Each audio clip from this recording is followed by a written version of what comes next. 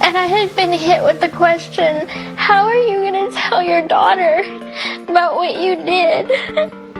And I just want to know that she's going to love me and forgive me for what I did in my past. Yeah, I do miss my mom sometimes. She's dead. I'm gonna fucking kill her with pleasure. Lots of blood. Lots of gore. Because I'm gonna get my nails dirty. I will literally cut them so they will be sharp. I will take a fingernail.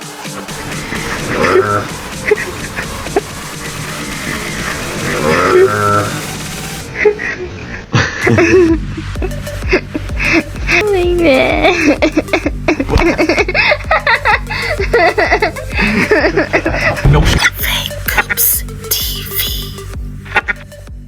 At first glance, Gypsy Rose Blanchard, Jodi Arias, Chris Watts, and Casey Anthony seem completely different. But they all share one unsettling thing. They didn't look like killers. And yet, each of them killed the person they claimed to love the most. Each of them tried to produce an image that was shattered by the public's inner instincts. Gypsy was seen as a sick, abused child. Jodi as a soft-spoken photographer. Chris as a quiet family man. Casey as a carefree young mom. And when their stories collapse, people didn't just ask what happened.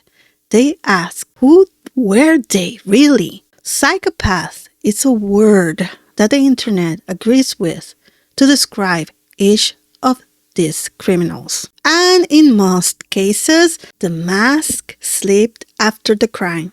But in Gypsy Rose Blanchard's case, the mask had a name, Ruby. The most evil side of her, the personality that showed up just 1 week before the murder. Renowned British true crime writer Christopher Berry, known for directly interviewing violent offenders and documenting how they describe themselves, says in his book Talking with Psychopaths and Savages that identifying homicidal psychopaths is a difficult matter, but, quote, if a killer strikes, you will not be given a moment's warning. It will be too late. And chillingly, if such a killer zeroes in on you, you will not suspect a thing. That's exactly what Didi Blanchard experienced in the early hours of June 10, 2015. Gypsy's life has been built on performance long before the crime. And once the FOIA files came out, one contradiction kept standing out to people watching closely. While role-playing as Ruby and Mona, Gypsy repeatedly claimed she could never hurt her mother. But reality tells a different story. She shot Didi with a pellet gun before the murder. She helped plan the killing. She financed the man who carried it out. She coordinated the aftermath. Those are not passive acts. In the hours before Didi Blanchard was killed, a name appears again and again in Gypsy's messages with Nick, Ruby. According to Gypsy herself in one of the famous FOIA clips, Ruby wasn't soft. Ruby wasn't scared. Ruby was the part of her that didn't care anymore. In a message sent to Nick on June 9, 2015, at 7:31 a.m., Gypsy stated that the shit's gonna go down tonight, Ruby said. No one ever asked the question netizens online keep asking now. Was Ruby there? Police asked Nick Godejohn whether Gypsy was present during the murder or hiding. His answer was a simple no. But that night, Nick texted Gypsy at 7:39 a.m., June 9, 2015. How does Ruby feel about it? He's talking about the plan of killing Didi in a matter of hours. For context, Nick arrived to Springfield around 5:36 a.m., June 9. Remember guys, Didi was murdered the early hours of June 10th. Not a minute after the text, Gypsy answers this question. She, Ruby, keeps me numb in order to cope and survive, hon. She continues in another text, keeping me focused. Then, after the conversation continues for a few minutes, Gypsy comes with this interesting text at 7:41 a.m., June 9. For motivation's sake, bring your A game, hon. This is life with me on the line. She, Gypsy, is warning Nick. What's at stake? He should do as they plan. He better not fail killing his mother. Nick reassures her a few messages later at 7:43 a.m. Babe, it's my evil side doing it.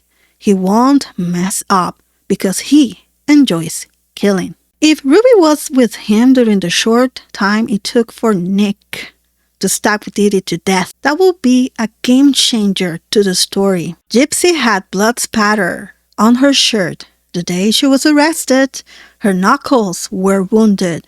Gypsy did the post-crime cleaning naked, according to Nick's interrogation. So, we were going to talk about how she got these bruises on her arm and her legs. Yeah. How did that happen?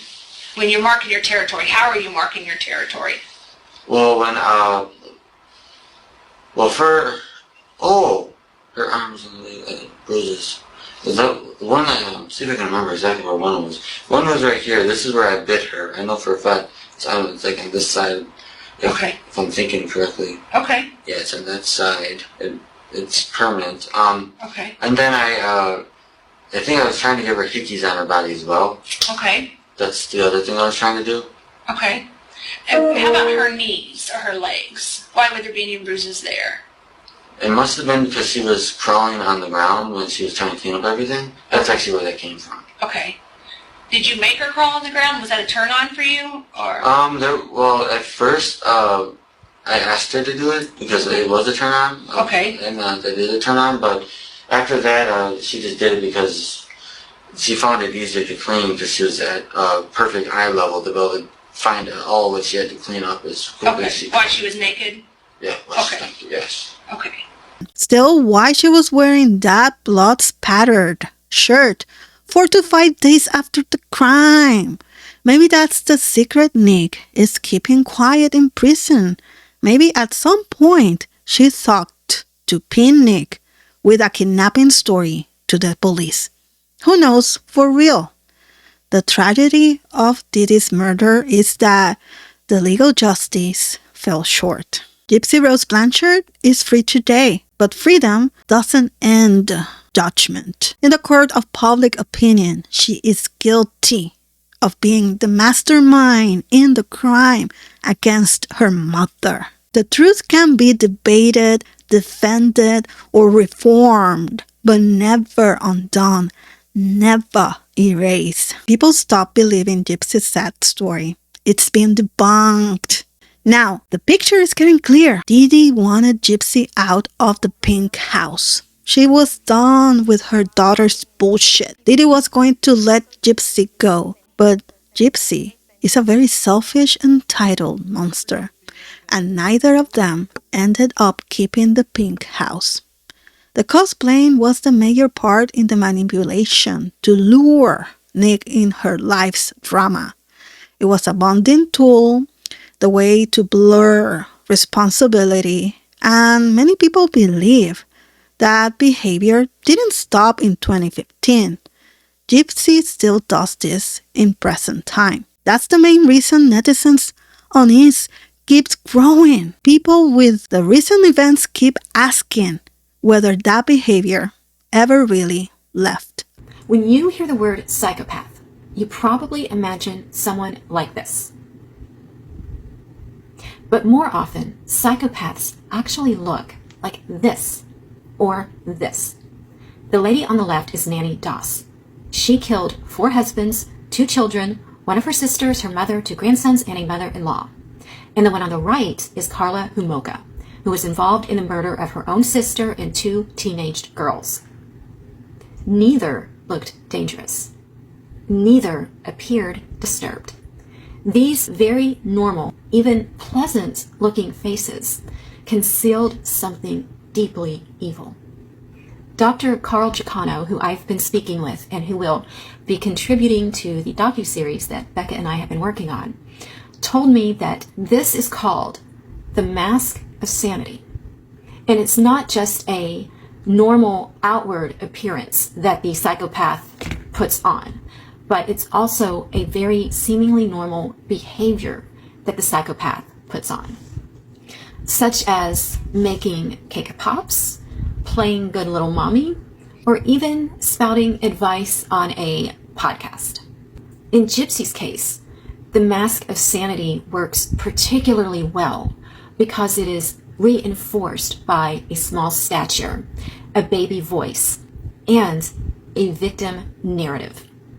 That's why so many people still believe her despite the mountain of overwhelming evidence that she is a monster. When someone names that part of themselves that feels capable of violence, destruction, murder, disgusting acts toward minors, that evil part may show up again. And over time, the line between who Gypsy was in the cosplay games and who she needed to be to create sympathy for her benefit became dangerously thin. Ruby was the mask, but Gypsy is the real devil inside. What's going to take for the fabricated victim to become the offender again? All will depend on her future plans on social media. Gypsy should have never got out of prison. All those videos should have been shown in a trial, and the DP should have been on the table. In the meantime, because I personally don't like short hair, I like long hair. But it was necessary to cut my hair at the time. So what do? I wear wigs. So I'm going to show you guys where I get my wigs from, the quality, how much it costs, and the overall spiel.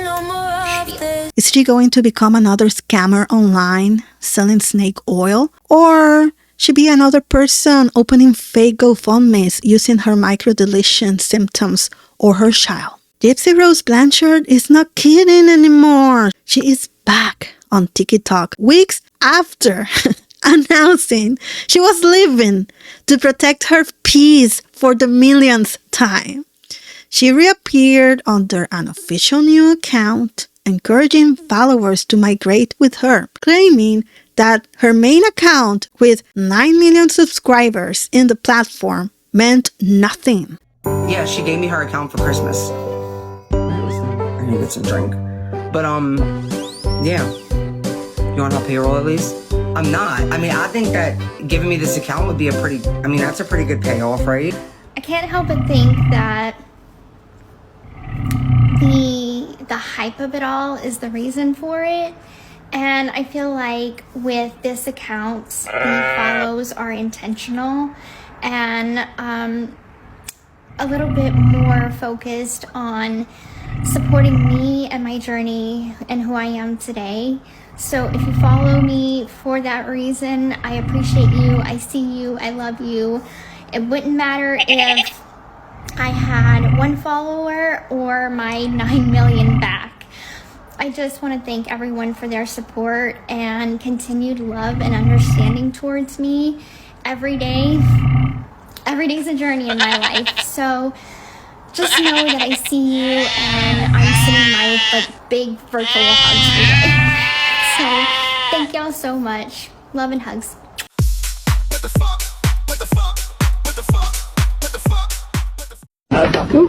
Sorry, buddy.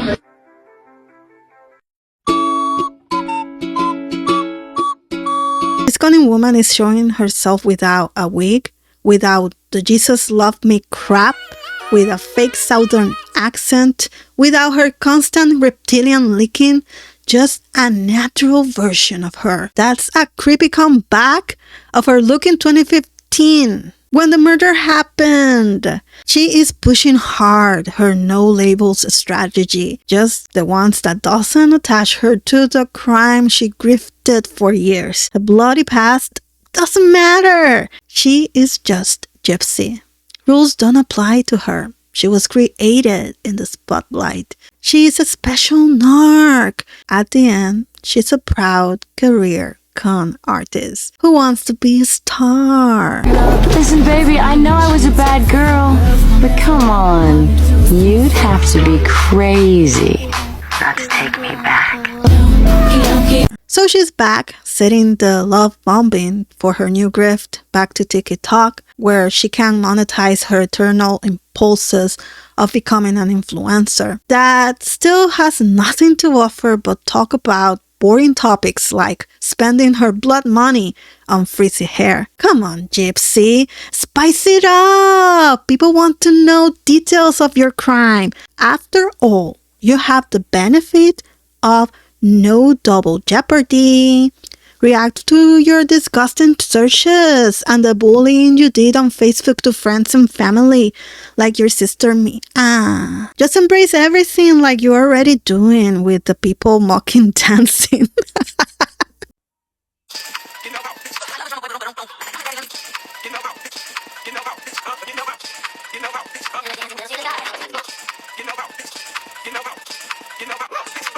Embrace your vile FOIA files and you'll be making millions. People are fascinated with you because you're a mommy murdered who got away with everything by lying your fake teeth out. Come on, girl. Take your seductress mother out. We want to see her. Now that you are in your mommy era and like the OnlyFans gig is a no-go for you because you're a felon, maybe that make you more interesting because best believe if she could, she'd be there right now.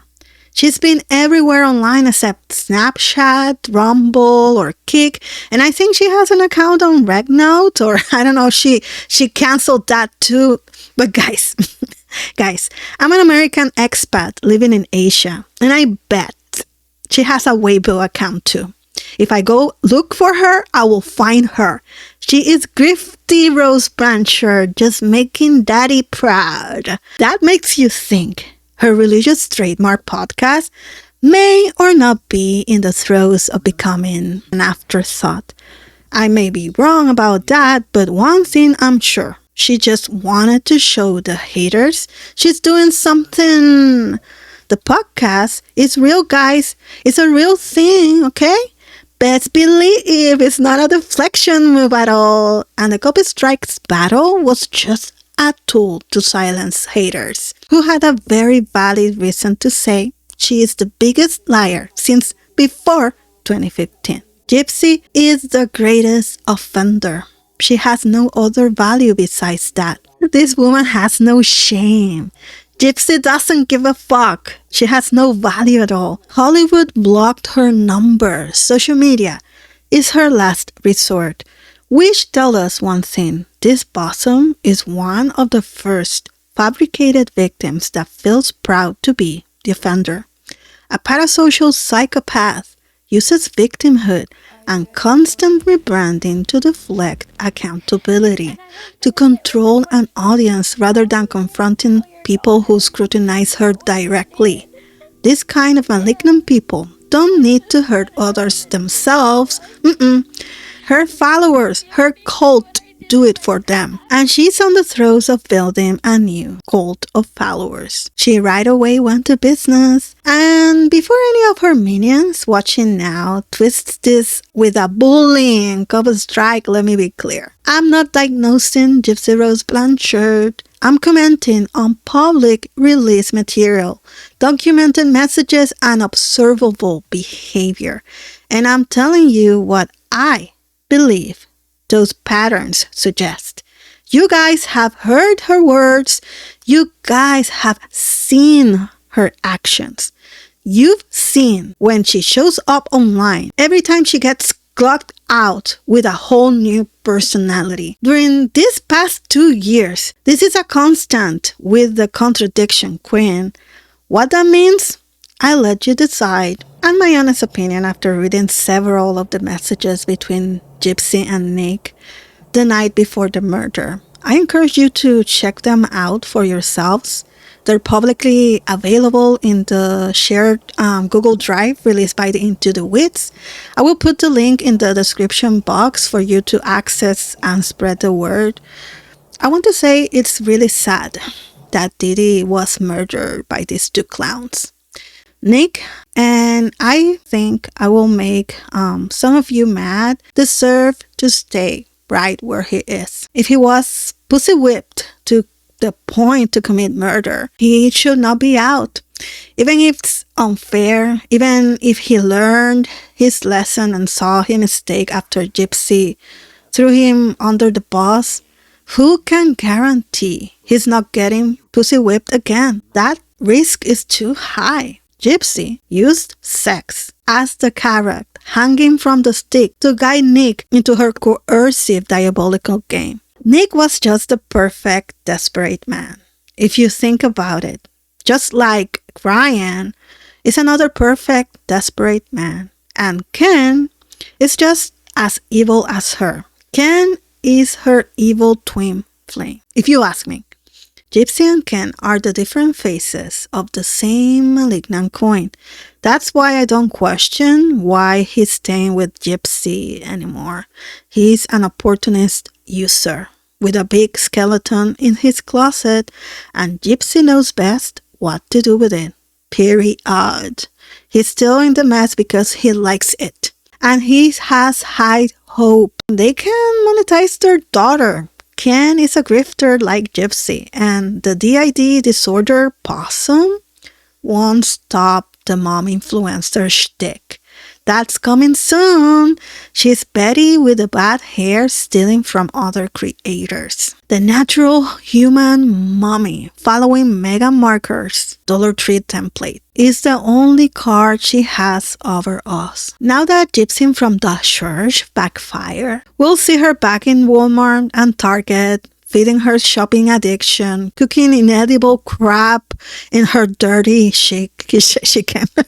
in her dirty kitchen, and hanging out with her swamp goblins in Krusty's house, creating more drama, giving out crappy strikes like Oprah. That's her life. Her pinhead can't come up with something more creative. She's back to the same crap. I'm telling you guys, come next year, and she will be doing the same crap. Gypsy don't give a fuck. Her ruby side will find a way to make money rain. Nothing is off limits, and that will be her demise.